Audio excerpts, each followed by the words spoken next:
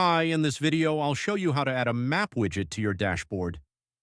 You can use this widget to visualize the locations of your upcoming appointments or see where solar projects have been installed by your company. Let's start by creating a widget to track upcoming appointments. I'll set the widget type to Map and apply a filter to show leads in the appointment stage. This will display the locations of all leads currently in the appointment stage. Next, I'll set the time range to this year and add the widget. Now you can see on the map the locations across the country where your appointments are scheduled. This helps keep a clear track record of where your appointments are happening. Next, I'll create another map widget to display closed leads. I'll again select the map widget type and apply a filter for leads in the closed or won stage. I'll set the time range to this year as well.